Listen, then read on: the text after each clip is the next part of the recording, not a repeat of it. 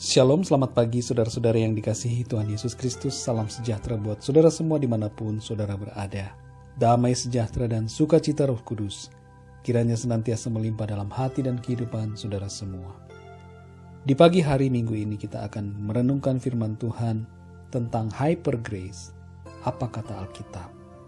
Dalam Roma 11 ayat 22 tertulis, "Sebab itu perhatikanlah kemurahan Allah dan juga kekerasannya, yaitu kekerasan atas orang-orang yang telah jatuh, tetapi atas kamu kemurahannya, yaitu jika kamu tetap dalam kemurahannya. Jika tidak, kamu pun akan dipotong juga." Demikian firman Tuhan.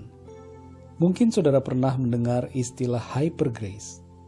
Kata ini muncul dalam sebuah buku di mana penulisnya menanggapi fenomena pengajaran tentang kasih karunia yang berlebihan, yang bertentangan dengan firman Tuhan. Sebenarnya ajaran semacam ini sudah ada sejak lama.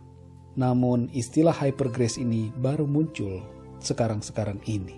Inti dari pengajaran hyper grace adalah bahwa setiap orang yang telah percaya kepada Tuhan Yesus telah dan tetap menerima kasih karunia keselamatan sekalipun masih hidup dalam dosa.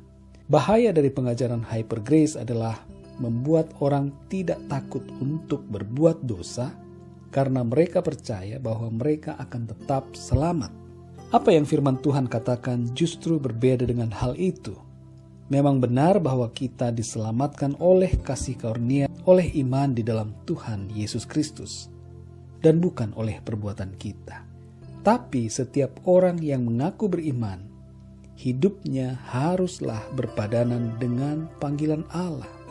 Maksudnya adalah harus hidup sesuai dengan kehendak Tuhan. Di dalam dan oleh kasih karunia-Nya itu, kita dimampukan untuk hidup benar, seturut dengan kehendak Tuhan. Kita tidak lagi hidup dalam dosa. Ayat yang kita baca di dalam Roma 11 ayat 22 berkata bahwa kita harus memperhatikan kemurahan dan kekerasan Tuhan. Sebab jika kita tidak tetap berada dalam kemurahannya, maka kita akan dipotong juga. Artinya, kita tidak lagi mendapat bagian dalam kerajaan Allah. Tuhan Yesus berkata bahwa bukan orang yang berseru, "Tuhan, Tuhan," yang akan masuk ke dalam kerajaan sorga, melainkan setiap orang yang menurut dan melakukan kehendak Bapa di sorga. Matius 7 ayat 21. Sebagai orang yang percaya kepada Tuhan Yesus, iman kita harus ditunjukkan dalam perbuatan. Sebab iman tanpa perbuatan adalah iman yang mati. Kita harus berjuang dan pikul salib untuk mengikuti Tuhan Yesus sampai batas akhir hidup kita di dunia ini. Kita harus tetap setia dalam menuruti Tuhan kita Yesus Kristus. Saudara yang dikasihi Tuhan, renungkanlah. Apakah selama ini saudara masih hidup dalam dosa? Atau sudahkah saudara hidup untuk Tuhan? Galatia 2 ayat 20 berkata, "Namun aku hidup, tetapi bukan lagi aku sendiri yang hidup, melainkan Kristus yang hidup di dalam aku.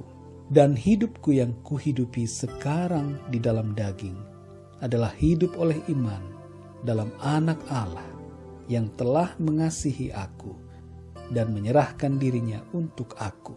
Jika Kristus hidup di dalam kita, maka itu berarti kita tidak lagi berjalan menurut keinginan daging dan segala hawa nafsu dosa, tetapi kita berjalan menurut keinginan Roh, keinginan Kristus. Saudara yang dikasihi Tuhan, janganlah memandang rendah kasih karunia Tuhan, melainkan marilah hidup dalam takut akan Tuhan oleh karena kasih karunia-Nya itu. Kiranya firman Tuhan pada pagi hari ini memberikan kekuatan dan pengertian yang lebih dalam kepada kita semua, untuk kita semakin mengasihi Tuhan, menghargai anugerah-Nya, dan hidup seturut dengan kehendak-Nya. Mari kita berdoa. Bapa di surga, terima kasih untuk kebenaran firman-Mu yang sudah kami baca, kami dengar, dan kami renungkan bersama di pagi hari ini. Biarlah Engkau memeteraikan setiap kebenaran firman-Mu dalam hati kami. Roh Kudus, berikanlah kepada kami pengertian yang semakin dalam akan makna daripada firman-Mu. Ajar kami untuk menghargai anugerah-Mu Tuhan, kasih karunia di dalam Engkau. Pimpin kami supaya kami selalu hidup seturut dengan kehendak-Mu. Tidak lagi hidup menuruti hawa nafsu dosa, tetapi hidup untuk kebenaran, hidup untuk Engkau ya Tuhan Allah kami. Terima kasih Bapa, terpujilah nama-Mu, berkati dan lindungi kami semua sepanjang hari ini dan hari-hari selanjutnya. Dalam berkat nama Tuhan Yesus Kristus kami berdoa dan mengucap syukur. Haleluya, amin. Puji Tuhan, saudara yang dikasihi Tuhan, Tuhan Yesus memberkati saudara semua. Selamat hari Minggu. Selamat beraktivitas, selamat melayani Tuhan. Sampai jumpa dalam renungan yang berikutnya. Haleluya.